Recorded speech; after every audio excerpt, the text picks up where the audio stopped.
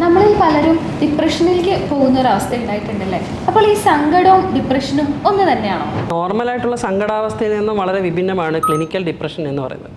Clinical depression വരാൻ പ്രത്യേകിച്ച് കാരണം ഒന്നും വേണമെന്നില്ല. ഇപ്പം ആർക്ക് വേണമെങ്കിലും ആ ഒരു പ്രശ്നം വരാം. ഇപ്പോൾ നിങ്ങൾക്കൊരു അപസ്മാരത്തിൻ്റെ അസുഖം ഉണ്ടാകുന്നു, അല്ലെങ്കിൽ ഒരു ആസ്മയുടെ പ്രശ്നം ഉണ്ടാകുന്നു.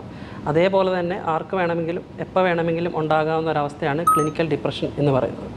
അപ്പോൾ ക്ലിനിക്കൽ ഡിപ്രഷൻ ഉള്ള ഒരു വ്യക്തിയുടെ തലച്ചോറ് നോർമൽ വ്യക്തിയുടെ തലച്ചോറിൽ നിന്നും വ്യത്യാസപ്പെട്ടിരിക്കും. അതായത് ക്ലിനിക്കൽ ഡിപ്രഷനുള്ള വ്യക്തിയിൽ തലച്ചോറിൽ ചില മാറ്റങ്ങൾ ഉണ്ടാകുന്നുണ്ട്. അതുകൊണ്ടാണ് നമ്മൾ ഇതിനെ ഒരു രോഗാവസ്ഥയായിട്ട് പറയുന്നത്.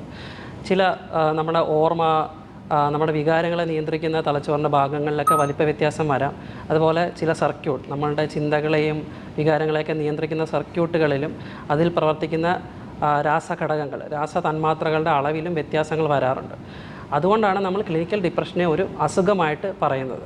ക്ലിനിക്കൽ ഡിപ്രഷൻ്റെ പ്രധാനമായ ലക്ഷണം വെറും ഒരു സങ്കടമല്ല, ഒരുതരം മരവിപ്പ്, സ്ഥായിയായ സങ്കടവും ഒരു മരവിപ്പും, ജീവിതത്തിൽ എല്ലാത്തിനോടും ഒരുതരം വിരക്തി, ഒന്നും ചെയ്യാൻ താല്പര്യം തോന്നുന്നില്ല, ഉറക്കം തീരെ ശരിയാകുന്നില്ല, വിശപ്പ് തീരെ തോന്നുന്നില്ല, ചെറിയൊരു കാര്യം ചെയ്യുമ്പോൾ തന്നെ ഭയങ്കരമായ ക്ഷീണം തോന്നുന്നു, ആവർത്തിച്ച് വരുന്ന ആത്മഹത്യാ പ്രവണതകൾ, ലോകത്ത് സംഭവിക്കുന്ന എല്ലാ പ്രശ്നങ്ങൾക്കും ഞാനാണ് കാരണം എന്ന തരത്തിലുണ്ടാകുന്ന തോന്നൽ, ഇതൊക്കെയാണ് സിവിയറായിട്ടുള്ള അല്ലെങ്കിൽ തീവ്രമായിട്ടുള്ള വിഷാദ രോഗത്തിൻ്റെ ലക്ഷണങ്ങൾ. ഇത് തീർച്ചയായിട്ടും ചികിത്സ എടുക്കേണ്ട ഒരു രോഗാവസ്ഥ തന്നെയാണ്.